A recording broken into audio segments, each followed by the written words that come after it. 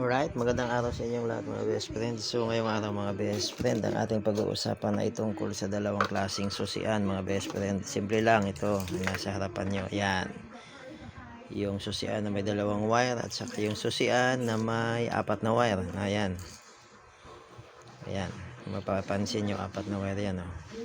Ito dalawa. So itong dalawang wire muna tayo. Itong dalawang wire mga best friend, makikita mo to karamihan sa mga battery operated na mga motor, no? Kagaya ng Barako. Ito, sa Barako to mga best friend. Smash, Suzuki, XRM na 125, Wave 125, basta lahat ng mga battery operated mga best friend. Ayan. So anong purpose nito mga best friend? So ito sa Kawasaki Barako mga best friend, ito ay yung kanyang itong kulay white na to, ito yung supply. Ito yung nanggagaling ng battery.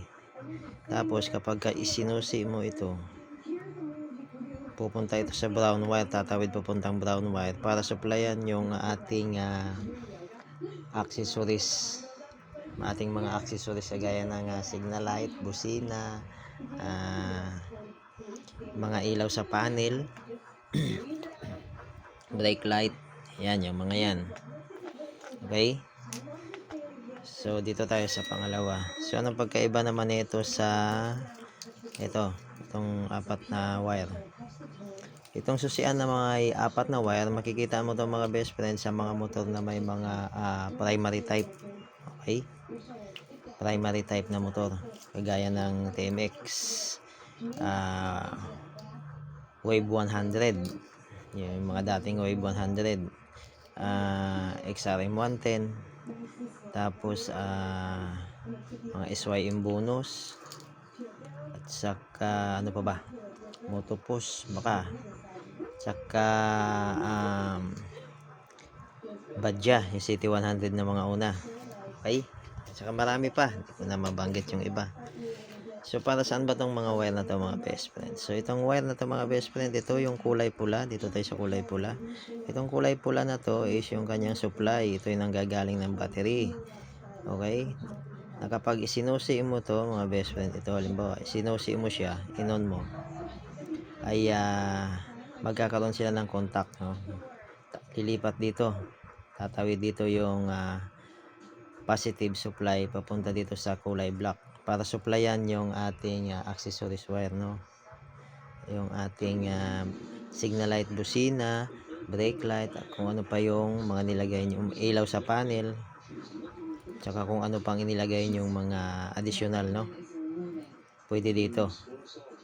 So na naman ang purpose nito best friend ng ating dalawang wire.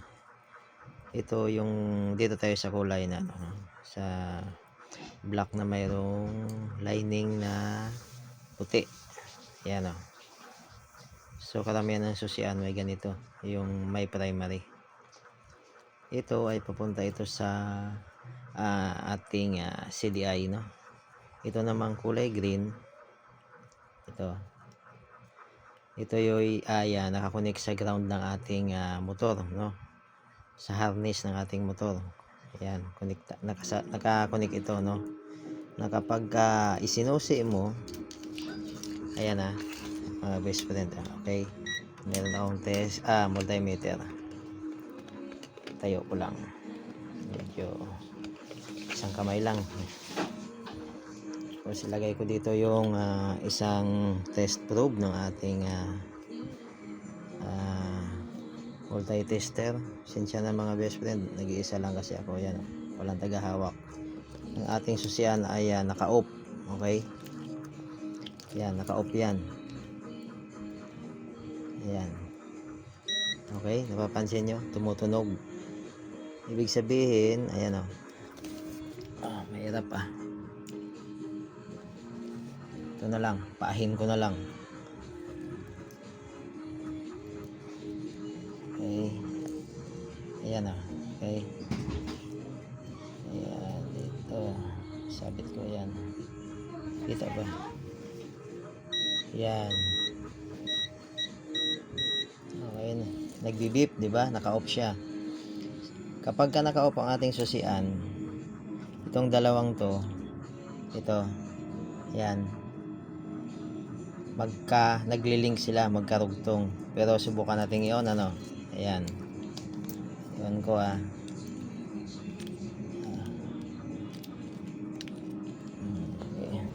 pahin ko na lang mga best friend, mahirap. Ayan, naka-on. Okay, kita ba? Ayan, naka-on. Kapag ka naka-on naman ang ating susian mga best friend, ayan na. Yung dalawang yan, itong itim at saka green, ayan o. Ayan o, papansin nyo, naka-disconnect sila, di ba? Okay? Ayan. So, ibig sabihin nun mga best friend, kapag inon mo yung ating motor, ang ating susian, kapag inon mo, nahihiwala yung connection nitong dalawang to. Okay? Yung galing sa CDI at saka yung ground ng ating motor. Ito yung nakakonect sa ground ng ating motor mga best friend. Kapag inon mo, nadidisconnect itong dalawa. So, aandar ang motor. Ngayon, pag i-off mo yung susian, itong dalawang ito, magko-connect. So, yung ating CDI ay mapapasukan siya ng ground siya sa mamamatay, no, mga best friend.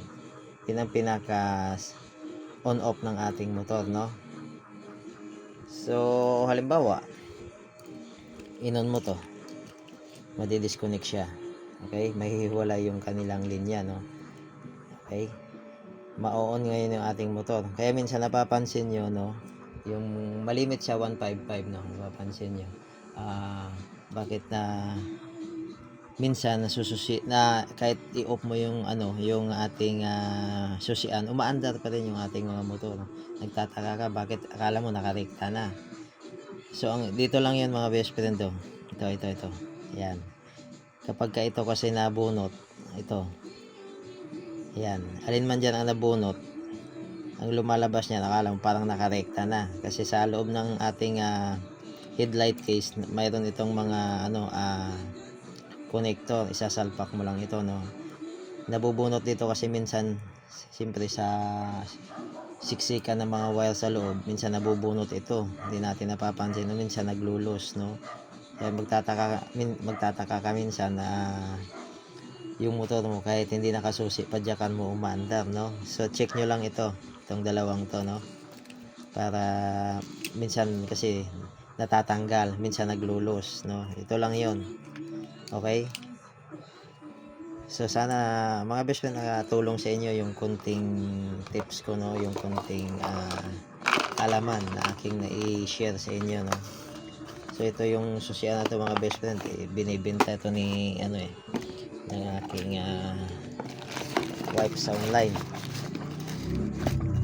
Ginawa ko lang tong para may paliwanag, no, na maayos. Sana nakatulong sa inyo, no. So yun lang mga best friend, maraming salamat.